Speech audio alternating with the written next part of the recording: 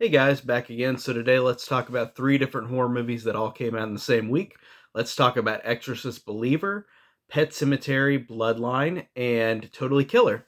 Um, First, we'll talk about Exorcist Believer, which is the one that I like the most out of the three, honestly. I'm just going to say that right now. I thought that this one was my favorite. And I'm going to give you a quick brief synopsis of like how I feel about the other Exorcist movies, because of course the first one is like everybody says it's a masterpiece, love it. So I don't really want to say much about the first Exorcist. I think it's fantastic, of course, like everybody does. Exorcist 2, The Heretic, I honestly really love, despite being a weird movie that doesn't make any sense, but it's got incredible cinematography, incredible visuals, incredible score. It just suffers from being a weird movie that doesn't make any logical sense with anything, with characters making decisions that don't make sense, with just weird choices like Locust being this weird kind of reason behind Pazuzu, like using Pazuzu as that's the catalyst that'll like take Pazuzu places in that movie, and it's so weird. And James Earl Jones is in a Locust outfit, and just stuff like that. And Linda Blair, even though she had nothing really to work with, I thought I really liked her in that movie despite that. Richard Burton, I like, even though he's basically drunk that whole movie. Um, but Exorcist 2, despite those issues, I love that movie. I can watch it anytime. Ennio Morricone's score is fantastic. And Exorcist 3, The Exorcist 3, is fantastic as well, but for a different reason. It is a cop mystery movie about the Gemini killer, where George C. Scott plays Kinderman, and George C. Scott is excellent. Love him in that movie. And Brad Dourif. It's a great underrated horror movie, and I know a lot of people say underrated, so I'm just saying the exact same thing. It's awesome. Exorcist 3. The two Exorcist prequels, Dominion prequel to The Exorcist and Exorcist the Beginning, I don't remember much about. I know that they are both prequels that with the exact same main actor, Skellen Skarsgård, playing Father Lamont, and in Iraq during like for a prequel to The Exorcist, like encountering Pazuzu. One is more CGI heavy and one is not. I'm assuming I like the one that was less CGI heavy, but I don't remember them that well. I have not rewatched those movies like the first three movies, so I don't remember much about them. I'll watch them again eventually, but they're not ones I typically care to watch over and over again. Um, so as a franchise, The Exorcist, I really love the first three, the trilogy, and then the prequels I'm whatever about, and I haven't watched those enough to really remember them that well. But Exorcist Believer is, well, they say it's like just a sequel to the first one, but it's kind of easy just to like sidestep two and three anyways, because three has nothing to do with Reagan, and two has stuff to do with Reagan. But there was like a plot line in this that kind of made me think it was connected slightly to Exorcist 2, but um but maybe not. And they might work on that later, because I heard that David Gordon Green said that he isn't outright contradicting the sequels, even though this movie on every outlet is saying that it is ignoring the sequels. But um, I don't know. I feel like people are just thinking that because David Gordon Green had to do that with Halloween movies, but Jamie Lee died in those movies, Jamie Lee Curtis, so like it makes sense to erase those in the brother sister angle. But in this Exorcist franchise, you don't really have to erase them, I don't think, even though a lot of people hate to. Um, but like I said, this is a, for all intents and purposes, it is a sequel to the first one. It is a requel. It is a movie that just connects to the first one, without really any references to anything else. And this time it is about a man who, or two different families, one single man and one couple, who both have daughters, two different daughters that become possessed, and they have to find a way to exorcise these demons. Bringing Chris McNeil in from the first movie, and she has not been in any of the sequels, so it's a real treat to see her back. In terms of just bringing this actress back, that's really great.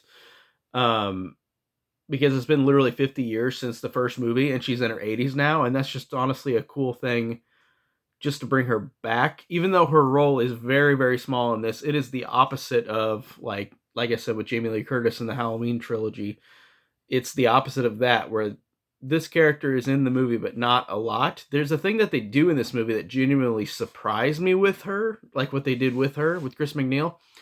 But I could see why it pissed people off too, because it also made it look like this, like she was kind of pointless in the movie. But I liked her in the movie. I thought she was good. I thought she was a cool, like, precautionary, like, this has happened to me before, so she's telling the single dad to um what to do, and I thought that was interesting. And I even liked that scene where it showed her like from the 70s, like they redid, like, I guess they just CGI animated Ellen Burstyn from the original movie into this, showing footage of like her from like the 70s or 80s talking about exorcisms. I thought that was pretty awesome. The thing I've got to say about this movie right away is this movie has critical negativity to it. Like, this movie has been lambasted by critics. It is really negative critics, and or it has had many negative critic reviews. And a lot of people I know, whether it's in real life or on all my forums, they say that people are immediately taken off. Like, if they see a movie gets negative reviews, they're gonna stop and not want to watch it. But for me, that's why I want to watch it more, because it makes me want to say I might like this more than the critics do. Because critics can really make or break a movie, and this is genuinely interesting with this one for me, because there's so many people that are like, oh, this looks so bad, this looks so horrible, and then it's got horrible reviews, so blah blah blah. But it's making okay money, I guess. I don't think it's making what Blumhouse wanted, probably Universal Blumhouse, but apparently they signed a contract where they have to make 3 movies no matter what, and they can't even like if this movie bombed, they still have to make the other 2, and that was in the contract. So that's interesting. I really am excited for that, because you have the contract where even if this doesn't do well, it's not like you can't see another one if they want to make another one. And apparently this is going to be a trilogy, a new trilogy, but it's been getting a lot of negative critical praise.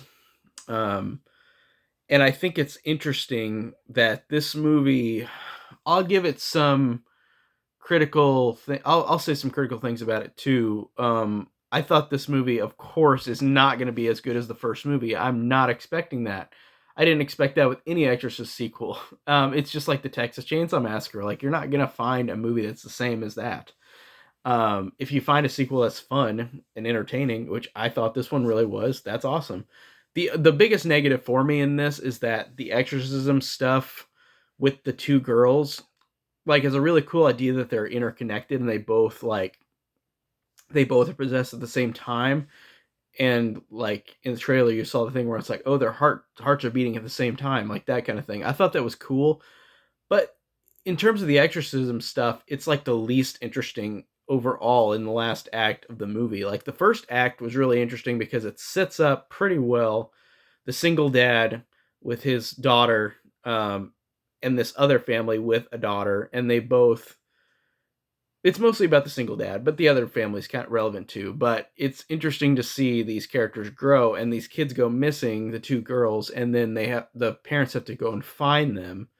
And I thought that was well done, the way they executed that, like trying to find them. And whenever they find them, it's like the first movie, and it's not as good with like the build up to the possession, but it does have some good creepy moments to it. And it's funny because watching this makes me remember the first movie does have a very similar way of Reagan slowly becoming possessed, but it becomes pretty quick, pretty fast. And even though that movie's a masterpiece, like, that's something you can critique about that one too, is like she kind of immediately, after a couple scenes, she immediately turns like that too. And so it's like you can't really criticize this movie if that movie did that too, where the exorcism, or like where the possession kind of becomes pretty quickly done, even in the original. You might have another scene of like the creepiness of it compared to this one, but it's still pretty similar. Like I said, the first act I think is stronger than the second act, but the second act, the ending of the movie, which I won't spoil, man, that was the last couple scenes in that movie I really loved because it went back to the drama stuff. And this movie, when it was a drama, worked way more than an exorcism movie. And I love the exorcism stuff in the first movie, in the third movie. But this one, the fault with this one is that it is the original Exorcist was a movie that you never really have seen before with possession and exorcism. And then 50 years later, we've had 1,000 ripoffs of The Exorcist. So how in any way can you make this like as good as the original? You can't. And I'm not expecting it to be. I found this one entertaining and fun. I like the character stuff more than the exorcism stuff, but I thought that it still worked for the most part as a movie. I thought it was entertaining and fun. Not saying it's a great movie, but there's movies I love like Exorcist 2, for example, where you can say that's not a good movie either, but I love it. I enjoy it. It's so fun. Um, so despite the negative critical reception of this, I still really like this one, and I'm so glad I'm not one of those people that like sees a negative review and is like, oh, I'm not going to see it now because I'm not that kind of person. I'm going to see the movie and see what I think for myself. Um, but yeah, Exorcist Believer was pretty fun. I thought it was actually really solid. And then the next movie is a movie that I could not stand, which was Pet Semetary Bloodline, which is a prequel to the 2019. Is it 2019 or 2018? I think it's 2019 Pet Sematary remake. The Pet Sematary franchise, I think the first one's good. I like the second one a lot, maybe even more, the original second one. And then the prequel or the remake to the original from 2019, I thought it was solid, but the trailers kind of ruined the twist of it, like before I saw the movie, so that kind of put a stink or gave it a bad reputation for me before I even saw it, but I still liked the remake. I thought it was solid and pretty good. There were elements of it that worked better than the original, but the original I'd probably watch first. The second one I'd watch first overall in this franchise, but this one is a prequel to the remake, and it is about the origins of the Pet Sematary, the origins of why these things happen, why you can resurrect people from this. And I'm not gonna lie to you, this movie was so incredibly uninteresting, and I just did not care at all. Like this, I'm honestly really glad this was dumped on Paramount Plus, because if I was in the theater watching this, I would be so checked out the whole time. Like, it's just one of those movies that doesn't really feel like a movie to me. It just felt like a lot of instances of stuff going on. And I'm being a hypocrite because there's a lot of horror movies like slashers that I love where it's just repeat, like killing, slashings, whatever. But this movie just was not my cup of tea. It was just so uninteresting with the way these characters were not interesting at all. The story setup was not very interesting. It really didn't do anything for me. It is about the character Judd, who John Lithgow plays in the remake, and he's the guy who says "Dead is better," in the remake and the original. But I could not get into this, and I really am already forgetting it. It was really boring and really uninteresting. And I hate to say that because I'm a fan of the other three, so it just stinks that this is so less. I really didn't like this one at all, personally. But if somebody did, that's great. I'd be glad for that. I think this got negative reception as well, like The Exorcist, but The Exorcist, I really dug the characters and really thought that was fun, so that's why I like Exorcist way more than this, or Exorcist Believer. And then the third film I watched was a Amazon Prime exclusive called Totally Killer, which is about a sweet 16 killer that had killed 3 girls in the 80s, and then Kiernan Shipka, the girl from Chilling Adventures of Sabrina, that actress, she goes back in time using a time machine trying to stop this killer.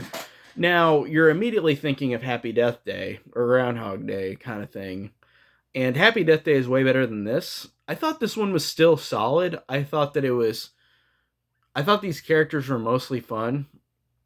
The only annoyance I had with this movie, and I like Kiernan Shipka, like in her stuff that she does in her roles, but the lines they give her, like the joke kind of went on for too long because she goes back in time to the 80s, and there's a lot of like there's somebody who calls somebody Fat Becky, like that kind of name or something. And her dialogue is, "Oh, you can't call someone fat." Like that, like you can't call someone fat anymore. Like that kind of thing. Like in 2023 it wouldn't slide. And we get a lot of jokes of that where it's just over and over of her saying, "Oh, you can't do that now. Oh, this is not how it is right now." It's one of those things where the joke was, it went on for too long. But despite that, I still thought this main character was really interesting and really fun. Despite a couple of those lines, because I felt like that joke of, "Oh, it's so different now in the future than the past," like it went on for a while, and it just kind of annoyed me with a couple of the thing of a couple of, it was a couple too many lines of that for me. But I thought that she was good. I thought that all the cast was good. Julie Bowen is in this, who is Claire in Modern Family. That's awesome. Um, and I liked her in this because I don't see her in much recently. I think she's a good actress. I think she's fun. You've also got the girl from Scream 6 who played Quinn, Liana Liberto. I probably just said her name wrong, but I like her in this as well, and it's cool to see her in another slasher. That was really fun, and she's the opposite of what her character is in Scream 6.